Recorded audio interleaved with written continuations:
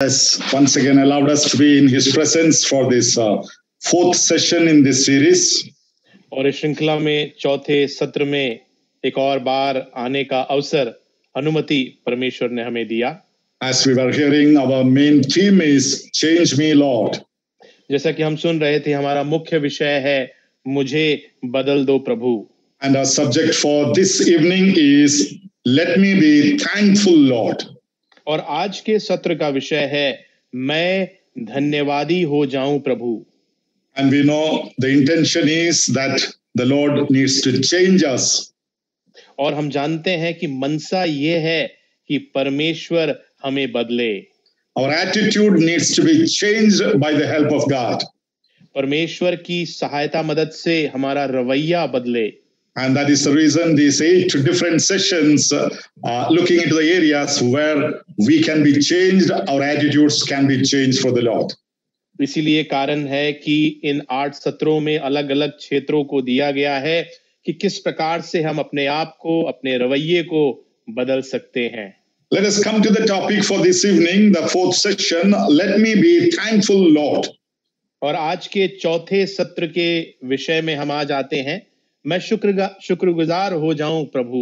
Basically, I would like to refer to a passage from the New Testament, the Gospel of Luke, chapter 17, verse 11 to 18. वचन के एक हिस्से को सुसमाचार से लूका रचित सुसमाचार 17 अध्याय उसके 11 से 18 आयत को मैं पढ़ना चाहूंगा. This is the passage where the Lord heals 10 lepers and only one person returns back to the Lord with a heart of gratitude.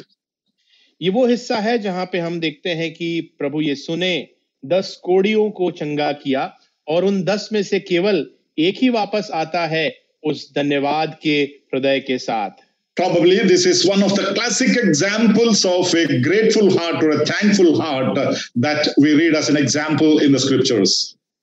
उदाहरण के रूप में वचनों में पढ़े जाने का एक बहुत ही सटीक एक हिस्सा है जहां पे धन्यवादी होने के विषय में हम वचनों में पढ़ते हैं. And when only this one man returned, the Lord is asking, where there are not 10 who are healed, where are they? Only one foreigner has come to remember. और यहाँ पे जब वो एक व्यक्ति केवल वापस आता है तो प्रभु इस सवाल को करता है वो बाकी 10 लोग कहाँ गए और केवल एक ही वापस लौट के आया. Now, we do not know exactly the phrases that this healed leper used when he came to express his gratitude and glorify the Lord. हमें एकदम पक्का पता नहीं है कि किन शब्दों का चयन करते हुए उसने उस समय पे धन्यवाद को व्यक्त किया जब वो चंगा हुआ था.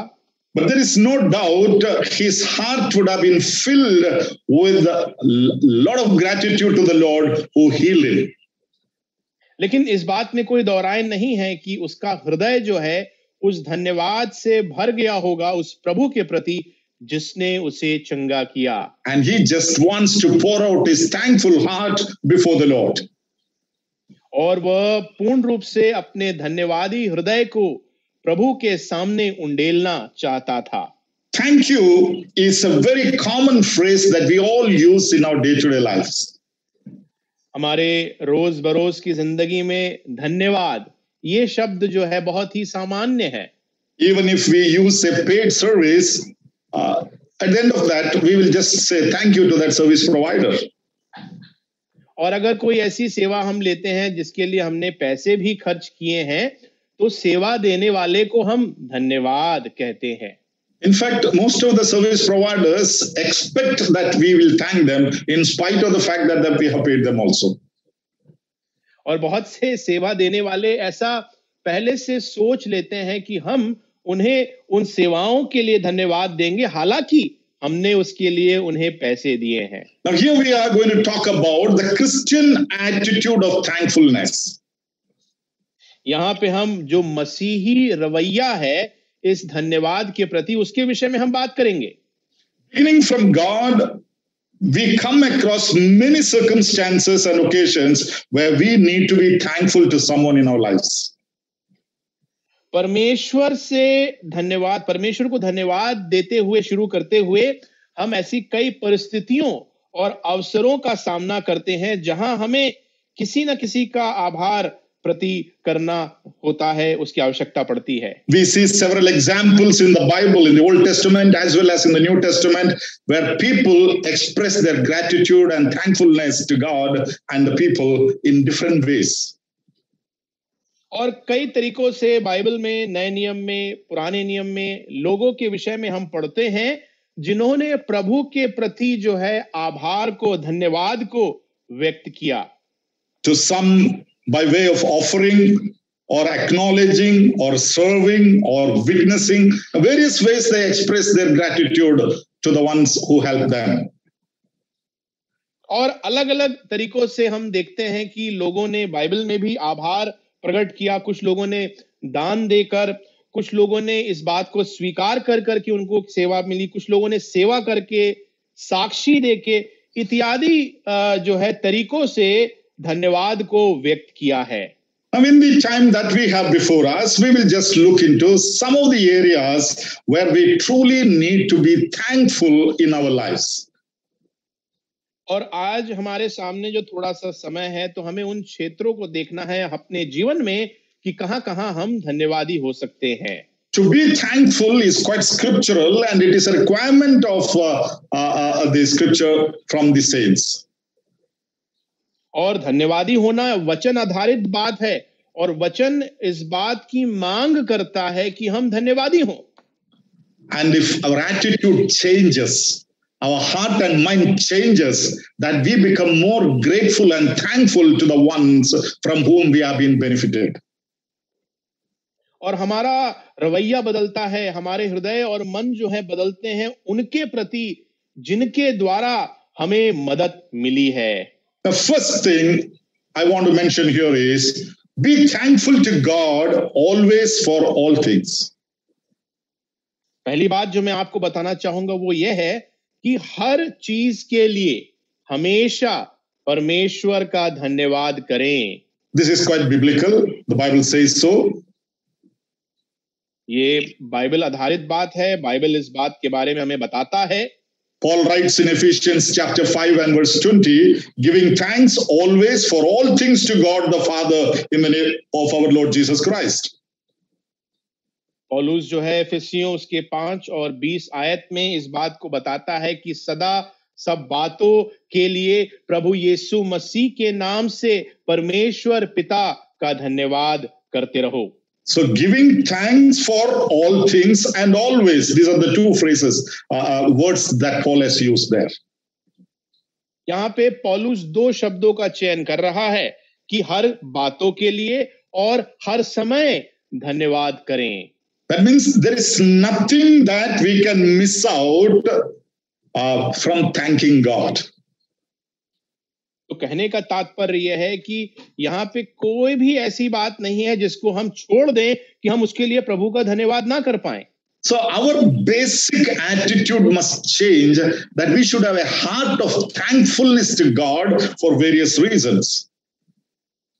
और इसलिए हमारा मूल जो रवैया है इस धन्यवाद के प्रति बदलना अनिवार्य है कि हम जो है जीवन के प्रत्येक बातों के लिए प्रभु का धन्यवाद करते हैं। If the world realizes who God is, they will be obliged to thank God even for each breath that they take in their daily life.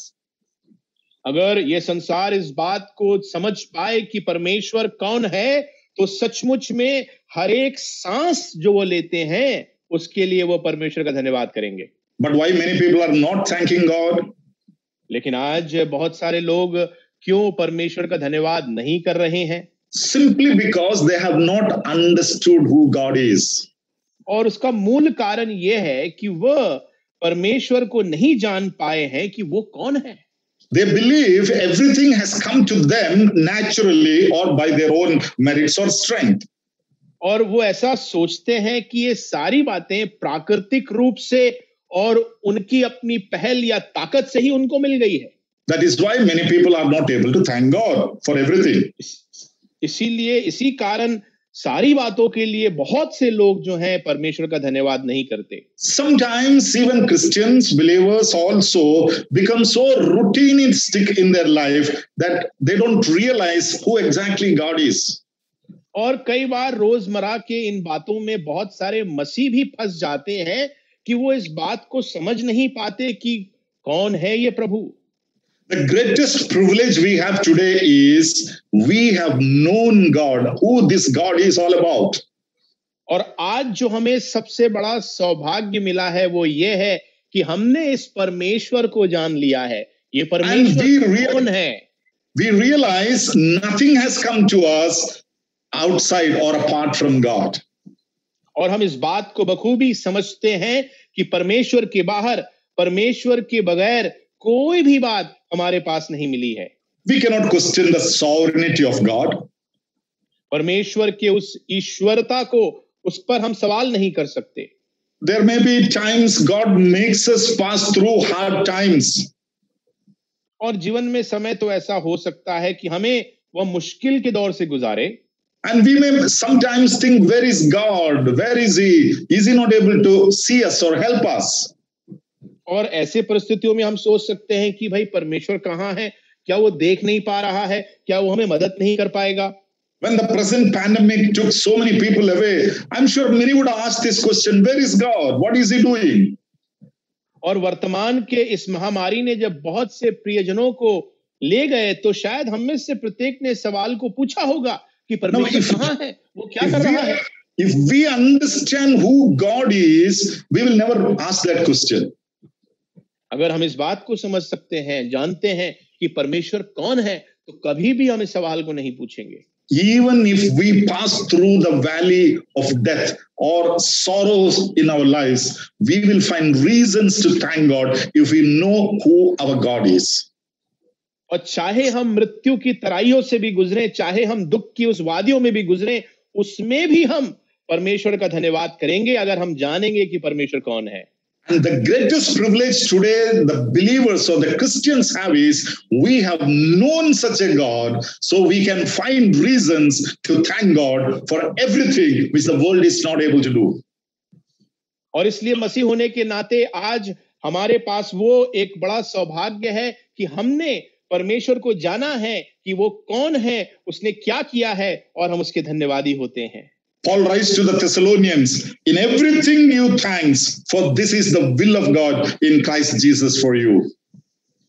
और थिस्सलुनीयों के पौलुस लिखता है कि हर एक बातों में तुम परमेश्वर का धन्यवाद करो, क्योंकि परमेश्वर की इच्छा तुम्हारे प्रति यही है। For everything means nothing is exempted. There is no occasion, whether pleasant or painful. There is no occasion that we cannot thank God. और जब वो कहता है सारी बातों के लिए धन्यवाद करो, तो कोई ऐसी परिस्थिति नहीं है जो छूट जाती है, चाहे अच्छी हो चाहे बुरी हो, सारी बातों के लिए धन्यवाद करना है। Let me bring few areas or reasons why we should thank God. आइए कुछ क्षेत्रों को मैं लेके आऊं, कुछ कारणों को लेके आऊं कि क्यों हमें परमेश्वर का धन्यवाद करना है। First, thank God for I am made according to His purpose. परमेश्वर का धन्यवाद करें क्योंकि उसने मुझे अपने उद्देश्य के अनुसार बनाया है। In the book of Ephesians chapter 2 and verse 10 we read, we are His workmanship. और इफिसियों 2:10 में हम पढ़ते हैं कि हम जो है उसकी हस्तकला हैं। And the whole Bible teaches us God has not randomly created us, but He has created us with a very specific plan and purpose. और पूरा बाइबल हमें इस बात को सिखाता है कि परमेश्वर ने हमें ऐसे जल्दीबाजी में नहीं बना दिया, लेकिन एक बड़े उद्देश्य के साथ बनाया है। In fact, when we think about our own creation, हालांकि जब हम अपनी ही सृष्टि के बारे में अगर सोचें, it is not that God created us first and then thought, what job can I assign to Him? ऐसा नहीं हुआ कि पहले परमेश्वर ने हमारी सृष्टि कर दी और फिर सोचा कि अब इसको कौन सा काम दिया जाए। No, He had the purpose first in His mind, then He created me according to that. लेकिन ऐसा नहीं है, उसके दिमाग में पहले से ही उस उद्देश्य को उसने जान लिया था, उसके बाद उसने हमारी सृष्टि की। And when He has created us according to His purpose, He has given us the ability, the capability to do the purpose that He wants us to be doing. और जब उसने हमें उस उद्देश्य अनुसार सृष्टि की तो उसने हमें वो काबिलियत भी दी कि हम उस कार्य को कर पाएं। Why do I fail sometimes? कई बार मैं क्यों विफल हो जाता हूं? That is only because we don't understand the purpose that God has for us. We try to do something else. वो ऐसा इसलिए होता है कि हम परमेश्वर के उद्देश्यों को जान नहीं पाते, हम कुछ और करना चाहते हैं। God has made us so wonderfully according to his purpose. We have all the reasons to thank him for making us what we are. और अपने उद्देश्य अनुसार परमेश्वर ने हमें इतने अद्भुत रीति से बनाया है, इसलिए हमारे पास और अधिक कारण है कि हम उसका धन्यवाद करें। The psalmist says, I praise you for I am fearfully and wonderfully made. और भजनकार कहता है, मैं तेरी स्तुति करता हूं क्योंकि भय योग्य तरीके से तुमने मुझे बहुत ही खूबसूरत बनाया है। Let us thank God for making me what I am. इसलिए आइए हम परमेश्वर का धन्यवाद करें उस बात के लिए जैसा उसने मुझे बनाया है। Let us not be grumbling. Lord, why did you make me like this? Why am I not made like the other person or another person who is more healthy, who is more better, who is more strong, in human eyes? और मनुष्य की दृष्टि में दिखने वाले दूसरे लोगों के प्रति हम अपने आप को तुलना ना करें और बुड़बुड़ाएं ना हमेशा, प्रभु उसको इतना तंदुरुस्त बना दिया, उसको इतना अच्छा बना दिया, मैं ऐसा क्यों, ऐसा ना करें। When I compare myself with another person, I will only find reasons to complain. अगर मैं अपनी तुलना केवल दूसरे लोगों से अपनी करता हूं तो मेरे पास सिर्फ शिकायत करने का ही कारण रहेगा। But when I compare myself with God's purposes, I will have more reasons to thank God. लेकिन जब अपनी तुलना मैं परमेश्वर के उद्देश्य से करूंगा तो मेरे पास परमेश्वर का धन्यवाद करने का बहुत कारण होगा। Secondly, we need to thank God for he has saved us in due time, the salvation that he has given to us. दूसरी बात जिसके लिए हमें परमेश्वर का धन्यवाद करना है वो ये है कि नियत समय में उसने मुझे बचा लिया, वो उद्धार उसने मुझे दिया। Salvation is the greatest gift that God has given to us. उद्धार वो महान दान है जो परमेश्वर ने हमें दिया है। If you understand what the salvation is all about, अगर हम इस उद्धार को समझ जाएं कि ये क्या है, naturally speaking, none of us were ever having any merit or good quality which qualifies us to be saved. प्राकृतिक रूप से अगर देख लें तो हमारे अंदर कोई भी योग्यता नहीं थी जिसके द्वारा हम उद्धार प्राप्त कर सकते थे। But he purposed us even before we were created, and in due time he called us, he saved us, he gave us this salvation. Should we not thank him for every moment of our lives? लेकिन उसने हमारी सृष्टि के पहले ही उसका उद्देश्य, उसकी योजना बना ली थी कि हमें वो उद्धार दे, तो क्यों ना हम हर एक बातों के लिए, उन उद्देश्यों के लिए उसका धन्यवाद करें। Thank God for he has placed me in the right place in this world. और परमेश्वर का शुक्र हो, धन्यवाद हो कि उसने मुझे सही जगह पे रखा है इस संसार में। If you understand and if you a person yielding to the purpose of God, अगर आप इस बात को समझते हैं और परमेश्वर के उद्देश्य के प्रति अपने आप को समर्पित करते हैं, God has a plan with you in the same place that you are right now. You are not a mistake in that place. हाँ, उस जगह पे जहां पे आप हैं, जहां पे आपको रखा गया है, वहां के लिए एक उद्देश्य है परमेश्वर का। The job that you have, whatever you are doing now, the town that you are living, God has placed you there. He has a purpose. Let us thank God. We are not a mistake there. और वहां पे जहां पे आप रहते हैं, जो काम आपको दिया गया है, इसके पीछे परमेश्वर का उद्देश्य है, इसमें परमेश्वर की ओर से कोई गलती नहीं हुई है। Many reasons why we should thank God. और बहुत से ऐसे कारण हैं जिसके लिए हमें परमेश्वर का धन्यवाद करना है। So let me be thankful first to God, my maker. और मेरे बनाने वाले परमेश्वर के प्रति मैं सर्वप्रथम धन्यवादी हूं। The second area where we need to be thankful to the Lord, और दूसरा क्षेत्र जहां पे मुझे परमेश्वर के लिए धन्यवादी होना है, thankful for the prayers which God has answered. उन प्रार्थनाओं के लिए आभारी हो जाओ, धन्यवादी हो जाओ जिनका परमेश्वर ने उत्तर दिया। When Paul talks about the prayer in Philippians chapter 4 and verse 6, और फिलिपियों की पत्री 4 अध्याय 6 आयत में पौलुस जब प्रार्थना के विषय में बताते हैं, with thanksgiving let your request be made known to God.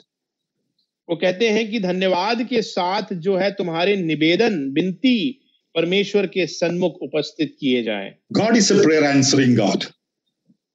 परमेश्वर उत्तर देने वाला परमेश्वर है। Has He not answered many of our prayers?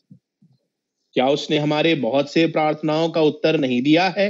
But we keep on coming and giving a shopping list to Him. Lord, give me that, give me this, give me more. We never think of what He has already done to us in our lives.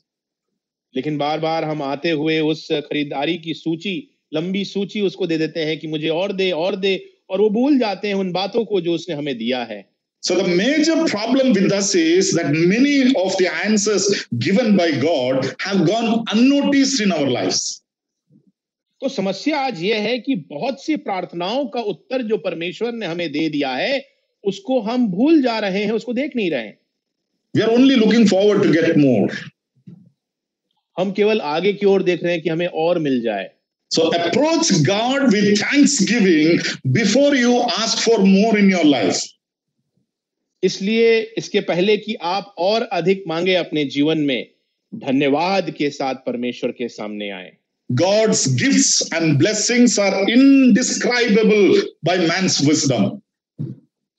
मनुष्य के ज्ञान के अंदर परमेश्वर के दान और उसकी आशीषें हैं, उसका वर्णन नहीं किया जा सकता। So many things we can't even count.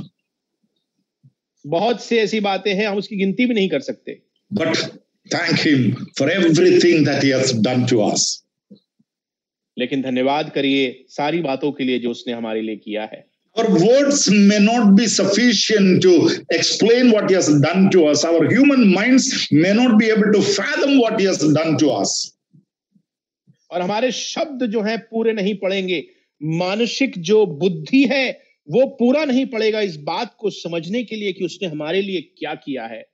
The attitude of gratitude, even if you are silently not remembering, I cannot express my thanks, but I know He is all in all for me. और वो धन्यवाद का रवैया होना चाहिए, चाहे वो खामोश होकर खामोशी से आप इस बात को याद करें कि हाँ वो मेरे लिए सर्वा है। And that thanksgiving is counted as the sacrifice of praises. In Hebrews 13:15 we read that. इब्रानियों 13:15 में पढ़ते हैं कि वो धन्यवाद जो है वो स्तुति के बलिदान के रूप में देखा जाता है। Count your blessings one by one, and it will surprise you what the Lord hath done. A great hymn writer has written these words. और गीतकार इस प्रसिद्ध गीत को लिखते हुए कहते हैं कि अपने आशीषों को एक एक करके गिनो और तुम आश्चर्यचकित हो जाओगे कि प्रभु ने तुम्हारे लिए क्या किया है। God has given us everything that pertains to life and godliness. और जीवन और भक्ति के लिए परमेश्वर ने हर एक बातों को हमें दे दिया है। His benefits unto us are innumerable. We just can't finish counting them. और उसके जो दान और फायदे जो हमें मिले हैं उसको हम कभी भी गिन नहीं सकते, वो बहुत आयत के हैं। Let us remember each one of them to the best of our ability. हमारी श्रेष्ठ योग्यता में हम आइए हर एक उन आशीषों को स्मरण करें। You know, we are all growing old. हम सब जो हैं बूढ़े हो रहे हैं। And one of the major problem with many elderly people, when they become very old, they start forgetting things. They are not able to remember, recollect many things in life. और जैसे जैसे हम बूढ़े होते जाते हैं और खास तौर से बुजुर्ग लोगों के साथ ये समस्या होती है कि वो चीजों को भूलने लगते हैं, बहुत सी बातें उनको याद नहीं रहती। Who knows whether we will end up in that type of situation one day? कौन जानता है कि शायद ऐसी परिस्थिति में हम भी होंगे एक दिन। Today, by God's grace, we have a perfect mind. We can think, we can remember, we can recollect, and we can thank God specifically for each and every benefit He has done to us. आज हमारा जो सोच है, जो सोचने की शक्ति है, वो बिल्कुल सही है। तो प्रभु की दया से हम सोच सकते हैं, धन्यवाद कर सकते हैं और सारी बातों को स्मरण कर सकते हैं जो परमेश्वर ने हमारे लिए किया है। You come to the presence of Lord only with a shopping list to ask more, or do we truly have a heart of thanksgiving? क्या आज हम उस खरीदारी की सूची, लंबी सूची को ही लेके उसके सामने आ रहे हैं कि मुझे और अधिक चाहिए, या आप उस धन्यवादी हृदय के साथ उसके पास आ रहे हैं? Understanding the answer according to God's will, not according to our desires, is very important in Christian life. मसीह जीवन में ये बहुत जरूरी है कि जो प्रार्थनाओं का उत्तर है उसे परमेश्वर की इच्छा अनुसार समझें, ना कि अपनी स्वयं की इच्छा अनुसार। You know, many a times why we are not able to thank God? आपको पता है कई बार हम क्यों परमेश्वर को धन्यवाद नहीं दे पाते? We pray and then we don't thank God because we think God has not answered. हम प्रार्थना करते हैं और हम परमेश्वर का धन्यवाद नहीं दे पाते क्योंकि हम सोचते हैं कि परमेश्वर ने उत्तर नहीं दिया है। No, God has not answered according to our desires, but He has answered according to His will. So we need to understand the will of God, and then only we'll be able to thank God. हाँ, परमेश्वर ने जो है हमारी इच्छा अनुसार उत्तर नहीं दिया है, परमेश्वर ने अपनी इच्छा अनुसार ही उत्तर दिया, अपने अपने जो उद्देश्य हैं उसके अनुसार दिया है हमें, इसलिए परमेश्वर की जो उद्देश्य है उसको समझना जरूरी है। Our primary subject of prayer must be His kingdom and His glory. और हमारी प्रार्थना का जो मुख्य विषय होना चाहिए उसका राज्य और उसकी महिमा। Seek first the kingdom of God and His righteousness, and all these things shall be added unto you. और सर्वप्रथम जो है परमेश्वर और उसके राज की खोज करो और ये सारी बातें तुमको मिल जाएंगी। Now we are concerned about all these things and not the kingdom and the righteousness of God. और जहां तक हमारी बात है तो हम ये सारी बातों की चिंता कर रहे हैं, लेकिन राज्य और जो धार्मिकता है उसके विषय में हम सोच ही नहीं रहे हैं। And when we think about the rest of the things of the world, we are never satisfied. That is a common human nature, and that's why we can't thank God. We are still needing more. और जब हम संसार की बातों पे ध्यान करते हैं, सोचते रहते हैं, तो प्राकृतिक रूप से जो है हमारा मन जो है भरता नहीं है और हमें और अधिक चाहिए होता है, इसलिए हम धन्यवाद ही नहीं होते। So let us remember, if God says no to some of our requests, let us thank God for that, because God knows what would be the danger if He would have given that to us. इसलिए अगर परमेश्वर किसी बात की ना कर देता है तो इस बात को समझने की कोशिश करें, क्योंकि परमेश्वर जानता है कि उस चीज का उत्तर हाँ में देने से क्या खतरा हो सकता है। Even if God says no to some of our prayers and requests, that is the answer of God. We need to thank God. और अगर परमेश्वर हमारी किसी प्रार्थनाओं का उत्तर ना भी देता है, नहीं करके देता है, तो इस बात को समझना कि वो नहीं परमेश्वर का जवाब है। He has saved us from a great possible trap by denying certain things that we ask for, which we don't understand by our logics. हमारी तर्क से हमारी मांगी हुई उन बातों को शायद ना देते हुए परमेश्वर ने हमें एक बड़े जाल में फंसने से बचाया होगा। Yes, let me be thankful, Lord. Let us thank the Lord for every prayer that He has answered in His own will. और हाँ, आइए हम हर एक उन बातों के लिए जो उसने अपनी इच्छा अनुसार धन्यवाद हमें दिया है, उसके लिए हम धन्यवाद करें। Let me come to the third area where we need to be thankful. आइए तीसरे उस क्षेत्र में आए जहां पे हमें धन्यवादी होना है। Be thankful for the body to which you belong. उस देह के आप आभारी हो जिसके आप हैं। Now, when I say body here, I refer to the body of Christ or the church. जब मैं देह कहता हूं तो मैं मसीह के देह या कलीसिया का संबोधन यहाँ पे कर रहा हूं।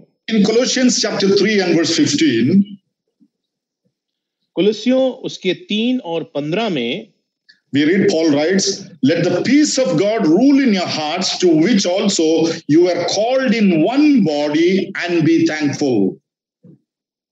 और यहाँ पे लिखा है, पौलुस ने कहता है कि मसीह की शांति जिसके लिए तुम्हें एक देह के बुलाया गया है, तुम्हारे हृदय में राज करे और तुम धन्यवादी बने रहो। So, for calling me into the body, be thankful. और इसलिए धन्यवाद दीजिए कि हमें उसने उस देह में बुलाया है। Church is the treasured possession of God placed on the earth. और कलीसिया जो है परमेश्वर का वो बहुमूल्य एक वो बात है जिसको उसने इस पृथ्वी पे रखा है। Church is called as the body of Christ. कलीसिया को प्रभु का मसीह का देह करके बताया गया है। And the greatest privilege we have today is that we have been called to join this body of Christ, which is precious in the eyes of God. और आज सबसे बड़ा सौभाग्य हमें दिया गया है कि हम इस देह से इस कलीसिया से जुड़ सके हैं जिसे प्रभु यीशु का देह कहा जाता है। Every member of the body is precious in the eyes of God, and He takes care of each member, including me and you.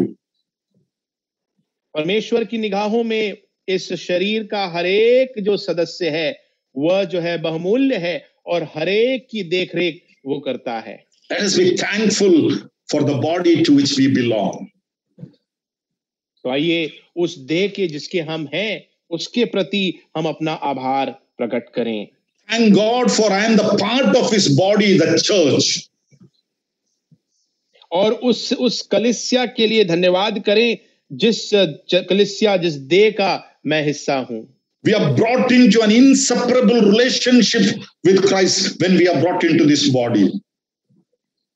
जब हमें इस देह में वो लेके आता है तो मसीह के साथ कभी ना टूटने वाले उस रिश्ते में वो जोड़ देता है। Nobody can pluck us away or take us away from this privilege that we have. उस सौभाग्य को जो हमें मिला है उससे हमें कोई भी निकाल नहीं सकता। No power on earth can snatch us away from the love of Christ. How much we have to thank God for that. कोई भी जो ताकत है इस संसार में परमेश्वर के प्रेम से हमें खींच के निकाल नहीं सकता। कितना अधिक हमें धन्यवादी होना चाहिए। We may lose our money. हो सकता है हम अपने धन को खो दें। We may lose our job.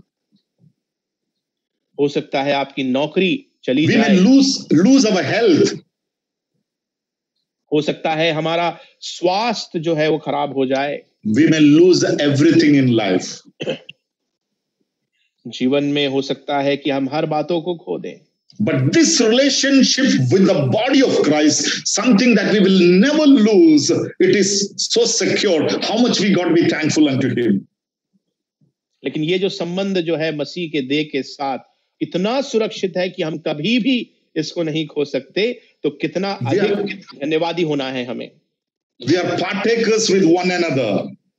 और हम एक दूसरे के साथ इसके हिस्सेदार हैं। Now, even when we live in this world as a part of a church, और जब हम इस संसार में इस कलीसिया का अंग होके अपने जीवन को व्यतीत करते हैं, we ourselves are a community in the society. समाज के अंदर हम एक समुदाय हैं अपने आप में। See, man is a social being, even though we are all believers. हाँ, मनुष्य जो है एक सामाजिक जन है, हालांकि हम विश्वासी हैं। In how many ways our church has come to help us to stand with us in many of our needs in the past. और देखिए पिछले समयों में कलीसिया ने कितनी बार कितनी तरीकों से हमारी जरूरत को पूरा किया है, मदद किया है जब हमारी जरूरत थी। When there is a marriage in the family, there is a social obligation. जब देखिए परिवार में विवाह होता है, विवाह जो है एक सामाजिक जरूरत है। When somebody dies in our family, there is a social obligation. जब किसी की मृत्यु हो जाती है हमारे परिवार में, वो भी एक सामाजिक जरूरत है। It is only the church to which we belong who stand with us in all these things. Should we not be thankful for that? तो ये वो हमारी कलीसिया ही होती है जो हमारे ऐसे परिस्थितियों में हमारे साथ खड़ा रहता है। तो क्यों ना हम कलीसिया का धन्यवाद करें। We should thank God for He has blessed us with all the spiritual blessings. हमें परमेश्वर का शुक्रिया अदा धन्यवाद करना है क्योंकि उन्होंने हमें सारी आत्मिक आशीषों से आशीषित किया है। Ephesians chapter 1 and verse 3, we read that God has blessed us with all spiritual blessings. इफिसियों 1:3 में हम पढ़ते हैं कि परमेश्वर ने हमें सारी आत्मिक आशीषों से हमें आशीषित कर दिया है। Spiritual blessings are the most important factor in a Christian's life, more than anything else in this world. एक मसीही के जीवन में आत्मिक आशीष जो है कोई और बात से बढ़कर होती है। How much we got to be thankful to the Lord for that? इसके लिए हमें कितना अधिक धन्यवादी होना पड़ेगा प्रभु का। We inherit all these spiritual blessings only because we are the members of a spiritual body. और ये सारी जो आत्मिक आशीषें हमें मिरास में इसलिए मिलती है क्योंकि हम इस आत्मिक देह का हिस्सा हैं। That is why we can sing, we can rejoice even when a sorrow happens in our family. इसलिए हम हमारे परिवार में जब दुख का समय होता है उस समय पर भी हम गीत गा सकते हैं। Do you thank God for your local church or do you grumble about your own church?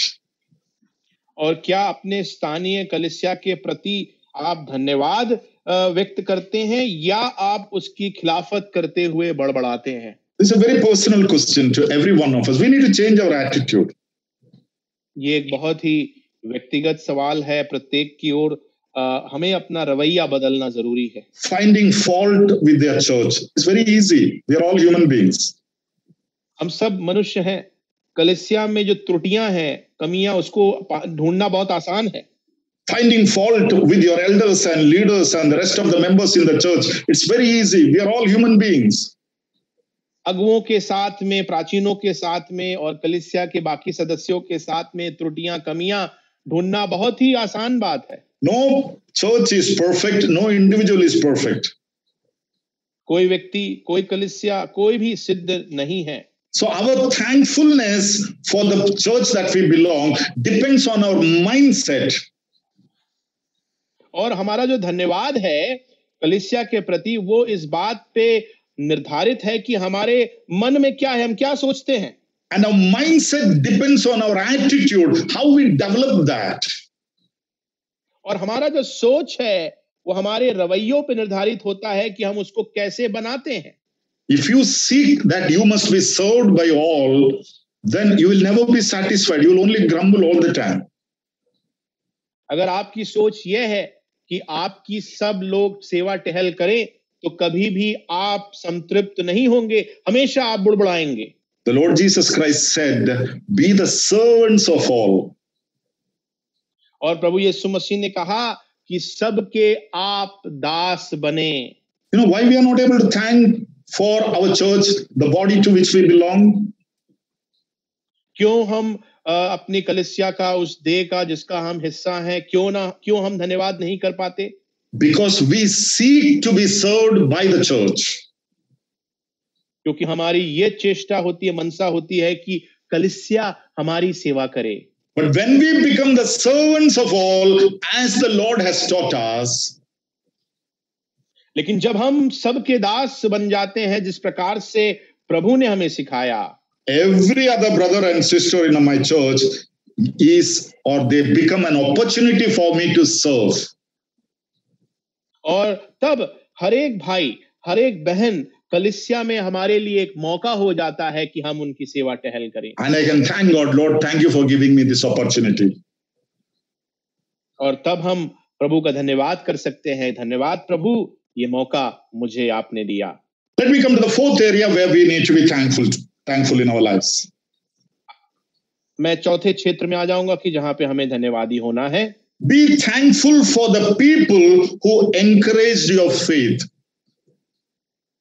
उन लोगों के लिए आप आभार व्यक्त करें, धन्यवादी हो जिन्होंने आपके विश्वास में प्रोत्साहित आपको किया है। In our personal lives, there are so many people who have encouraged us in our faith. हमारे व्यक्तिगत जीवन में बहुत से ऐसे लोग हैं जिन्होंने विश्वास में हमें प्रोत्साहित किया है। Apostle Paul says in Romans chapter 1 and verse 8, I thank my God through Jesus Christ for you all. और रोमियो की पत्री में प्रेरित पौलुस 1:8 में कहते हैं, मैं तुम सब के लिए यीशु मसीह के द्वारा अपने परमेश्वर का धन्यवाद करता हूं। And in continuation of that, in verse 12, he says, that I may be encouraged together with you by the mutual faith both of you and me. और आगे उसी अध्याय के 12 आयत में वो कहता है, अर्थात कि मैं तुम्हारे बीच में से होकर तुम्हारे साथ उस विश्वासियों के द्वारा जो मुझ में है तुम में है शांति पाऊं। See, we all have had many people in our life who nurtured us protected us, taught us from our childhood to become what we are today. बहुत से लोग हैं जिन्होंने हमारे बालकपन से हमें संभाला, हमें सुरक्षा प्रदान की, हमें सिखाया कि हम कैसे आगे बढ़ें। It includes our parents, our relatives, our teachers, our friends, and so many. और इसमें हमारे माता पिता, मित्र और हमारे बहुत से जानने मानने वाले लोग हैं। Similarly, there are so many people in our spiritual lives who encouraged us and built us up in our faith. और इसी प्रकार से हमारे आत्मिक जीवन में बहुत से ऐसे लोग हैं जिन्होंने हमारे विश्वास में हमें बढ़ाया और मजबूत किया है। That is quite biblical. और ये बहुत वचन आधारित बात है ये। Can you imagine the role of Barnabas in the life of Paul?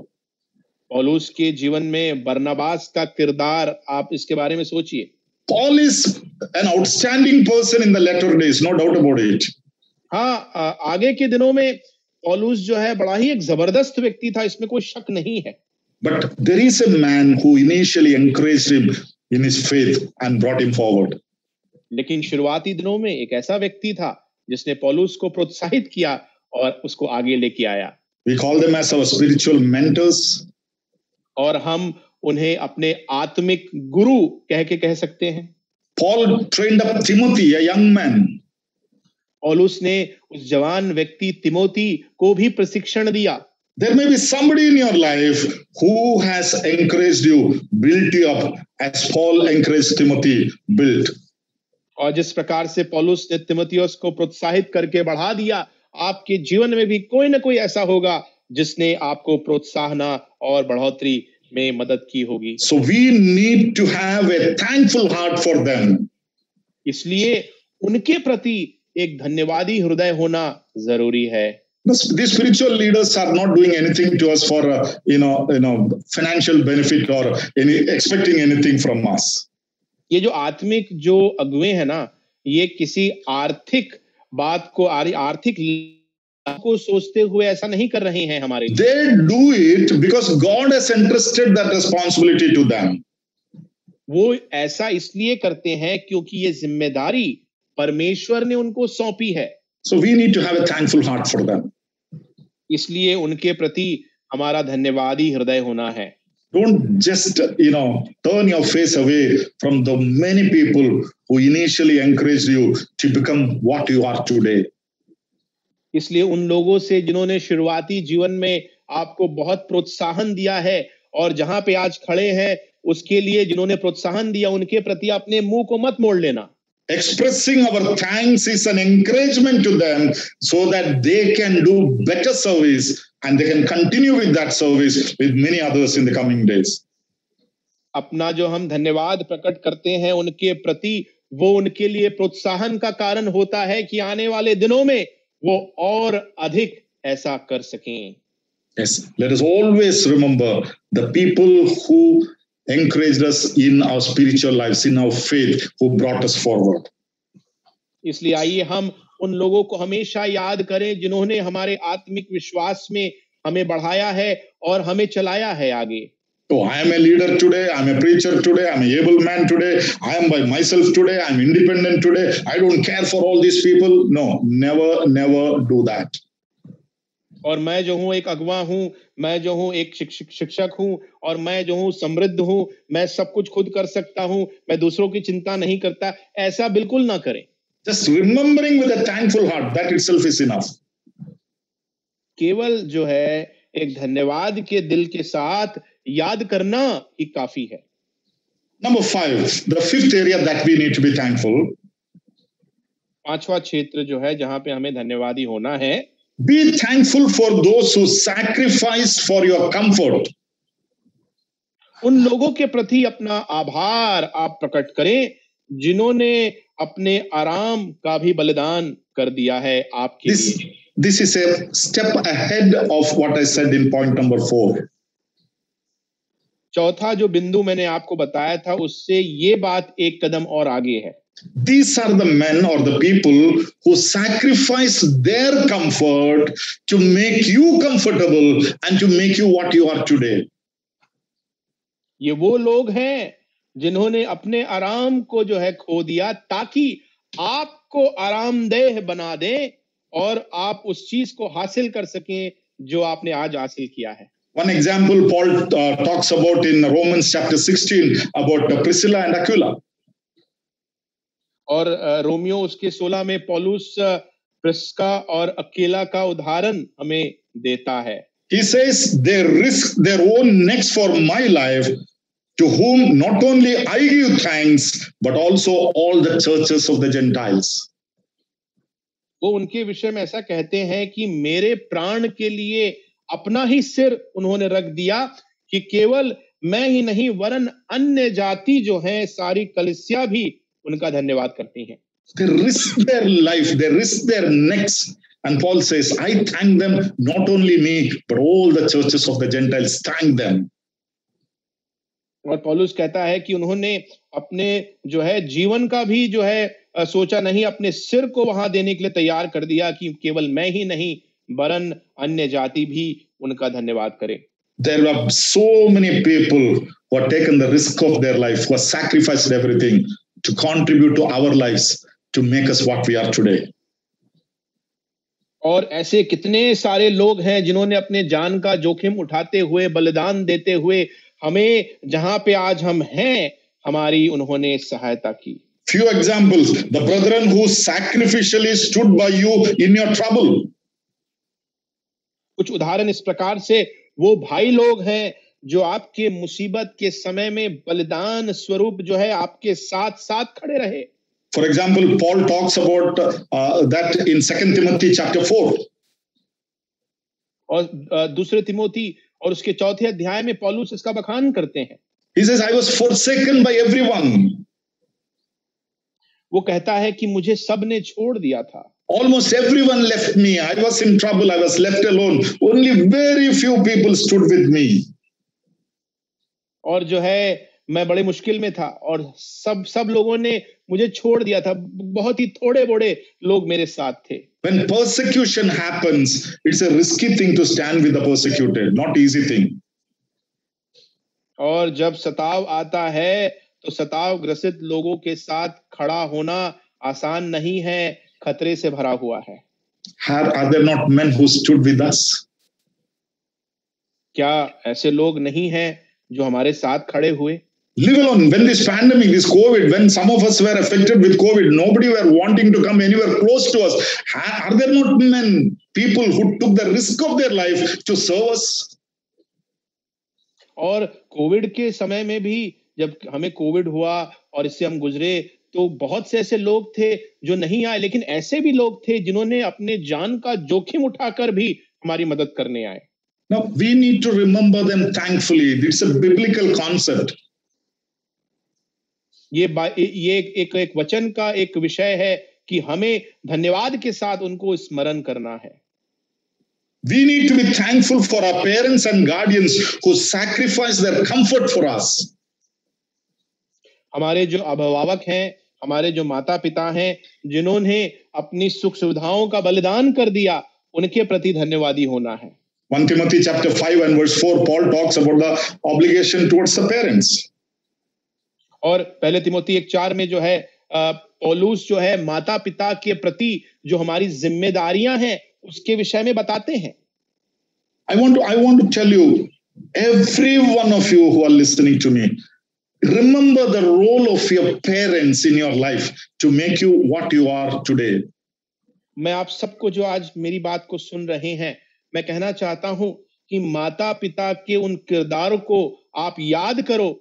उन्होंने क्या किया आपके जीवन में कि आप वहां पहुंच सके जहां पे आज आप हैं। Have they not sacrificed their comforts for your sake? क्या आपकी खातिर अपनी सुख सुविधाओं का बलिदान उन लोगों ने नहीं किया? Have they not spent sleepless nights for your sake? और आपकी खातिर क्या बहुत से ऐसे रात जहां पे नींद उनकी उड़ गई, ऐसा क्या उन्होंने नहीं बिताया? Have they not said no to their own needs and supplied your needs? कितनी बार उन्होंने अपनी जरूरतों को ना करते हुए आपकी जरूरतों को पूरा किया? It's very easy when you're grown up, you can look at them and say that it is my life, don't interfere. हाँ, बड़ा आसान होता है जब आप बड़े हो जाते हैं उम्र में और कहते हैं कि भाई मेरी जिंदगी है, इसमें आप मत घुसो। The Bible says, honor your father and mother, which is the first commandment with a promise. और वायदे के साथ पहली आज्ञा ये है कि अपने माता पिता का आदर करो। Have a thankful attitude for them. उनके प्रति धन्यवादी रवैया रखो। Thank God for them. परमेश्वर को धन्यवाद दो अपने माता पिता के लिए। Your spouse who sacrificially stands with you in your life. और आज भी आपके साथ आपके जीवन में जो आपकी जीवन संगनी है, जीवन साथी जो खड़े रहते हैं आपके साथ, उसके लिए धन्यवाद। We are brought up in two different contexts, two different families, in two different setup. Our mindset and everything is different. हम जो है दो अलग अलग जो है पृष्ठभूमि से, दो अलग अलग विचारों में, दो अलग अलग परिवारों में पले बड़े हैं, और हमारा जो पूर्वाग्रह है वो एकदम ही फर्क है। But are they not sacrificing so many privileges in their life and standing by you whenever you are in need or whenever you are in trouble? लेकिन क्या वो अपने जीवन के इतने सारे सौभाग्यों को खो देते हैं, खो नहीं रहे हैं, और आपके साथ खड़े नहीं होते जब आप मुश्किल के दौर से गुजरते हैं? If you only look at the negative things, we'll have so many things to grumble about one another.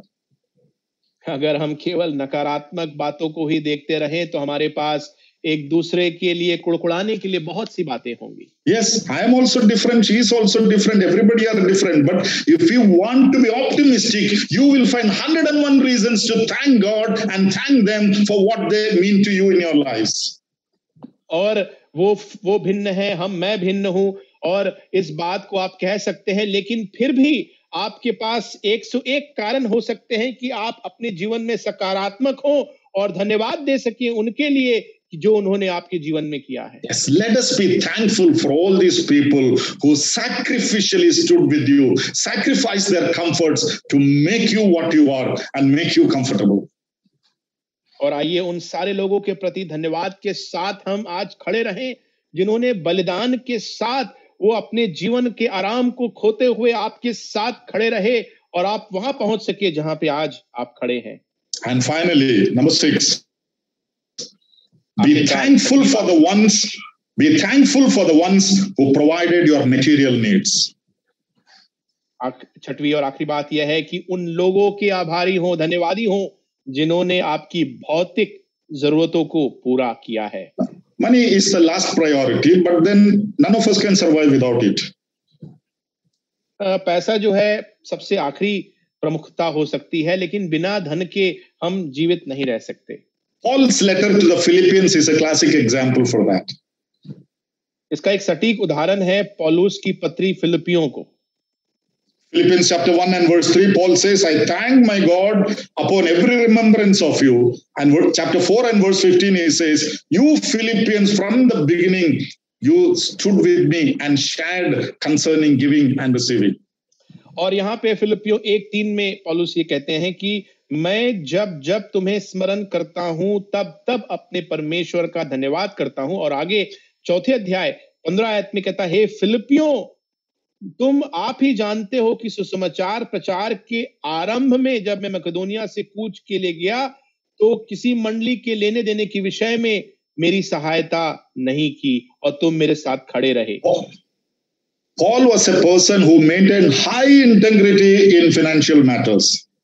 आर्थिक बातों में जो है बहुत सफाई, बहुत ही सच्चाई को बनाए रखने वाले व्यक्ति थे पौलुस।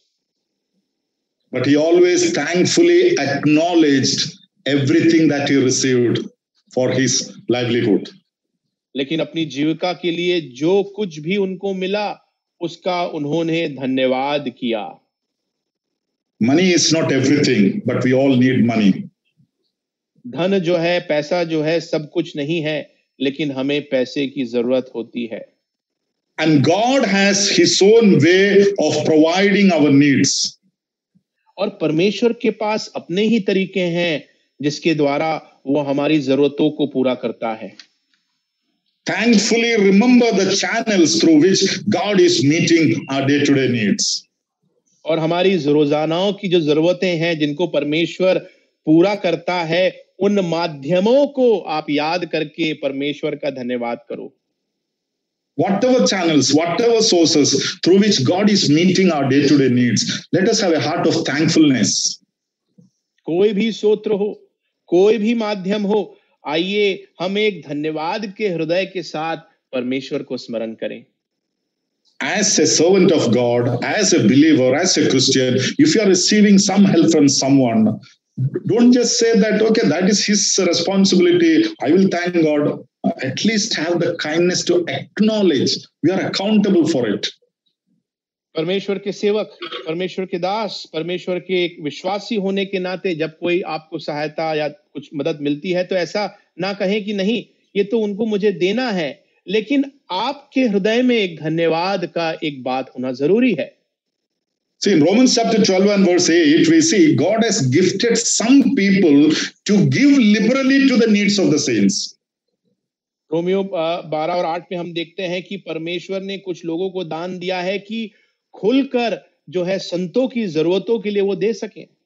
That is one Christian service God has entrusted with them, and when we receive that service, we need to thankfully remember that and acknowledge that it is quite scriptural.